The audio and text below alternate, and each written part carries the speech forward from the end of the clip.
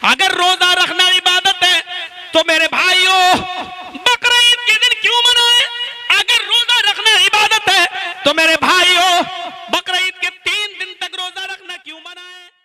अस्सलामु अलैकुम वरहमतुल्लाहि वबरकातुहू। उम्मीद करता हूँ कि आप सब खैर आफियत से होंगे और अल्लाह रब्बुल आलमीन आप लोगों को ऐसे ही खुश रखे। दोस्तों, आज की इस वीडियो में रमज़ान के मुताल्लिक़ कुछ बातें मौलाना जर्जीस अंसारी साहब की ज़ुबान से सुनेंगे कि रमज़ान के महीने में रोज़े की हालत में क्या हम अपनी बीवी से हम बिस्तरी कर सकते हैं, और बहुत सारे ऐसी चीज़ें जो हमें शायद मालूम नहीं है। इस वीडियो में हमें बहुत सारी काफ़ी चीज़ें हमें और आपको मालूम हो जाएगी। तो दोस्तों, इस वीडियो को स्किप ना करें, आखिर तक ज़रूर देखें। तो दोस्तों, आइए हम मौलाना जर्जीस अंसारी की ज़ुबान से सुनते हैं कि वो क्या कहते हैं। नबी अकरम ने फरमाया, हम मेरी उम्मत उस वक्त तक भलाई में रहेगी जब तक वो रोज़ा इफ्तार करने में जल्दी करेगी, जब तक वो रोज़ा इफ्तार करने में जल्दी करेगी। अब रोज़ा इफ्तार करने में जल्दी करना इबादत है, रोज़ा इफ्तार में जल्दी करना इबादत है। जैसे ही सूरज गुरूब हो जाए वैसे ही रोज़ा इफ्तार कर देना चाहिए। एहतियातन 5 मिनट 10 मिनट अब आप रुकेंगे तो आपको गुनाह पड़ेगा। अब आप सोचें कि भूखा और प्यासा रहने का नाम रोजा है, तो जितनी देर भूखा और प्यासा हम रहेंगे उतना और ज्यादा सवाब। लिहाजा रोजा इफ्तार का टाइम तो हो गया, लेकिन हम 1 घंटा और भूखा रह सकते हैं। हम 1 घंटे के बाद इफ्तार करेंगे तो अब आपको गुनाह पड़ेगा। रोजे की हालत में यही बीवी हमारे ऊपर हराम हो जाती है।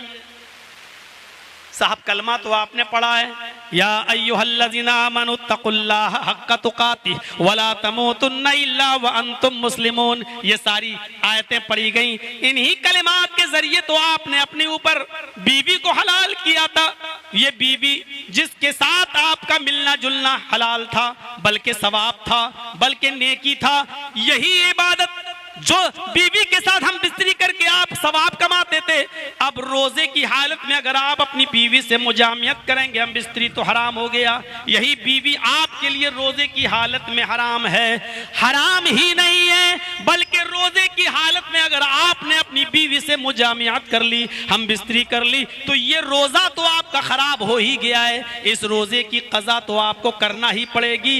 आपको पनिशमेंट और मिलेगा, एक सजा आपको और आपके ऊपर आयत की जा रही है, और वो सजा ये है कि अब आपको ये जुर्माना लगाया जा रहा है। जब तक ये जुर्माना तुम अदा नहीं कर दोगे, आपकी बीवी आपके लिए अब हलाल ही नहीं होगी। और वो जुर्माना ये है कि तुम एक गुलाम आजाद करो।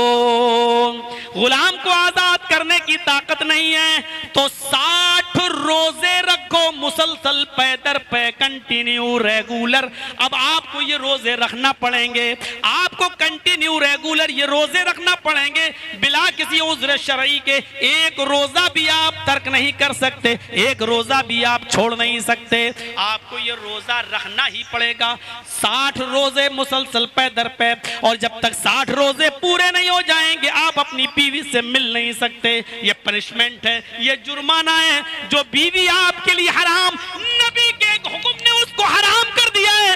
यही इबादत है, यही शरीयत का तकाजा है। जो बीवी जिससे हम रात में मिल सकते हैं, साल के 11 महीने भी हम मिल सकते हैं, रमजान की रातों में भी हम मुजामियत कर सकते हैं, सिर्फ रोजे की हालत में मना है। आप नहीं जा सकते हैं। अगर मिल लिए तो उस रोजे के साथ साथ 60 रोजे और मुसलसल पैदर पे रखना पड़ेंगे। और 60 रोजे रखने की ताकत ना हो तो 60 मिस्कीनों को खाना खिलाना पड़ेगा।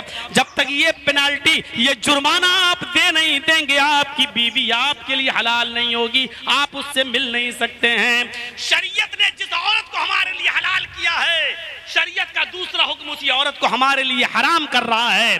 जब हलाल थी तो मिलना इबादत था, जब हराम हो गई तो उसको तर्क कर देना, उससे मुजामियत छोड़ देना, यह इबादत है।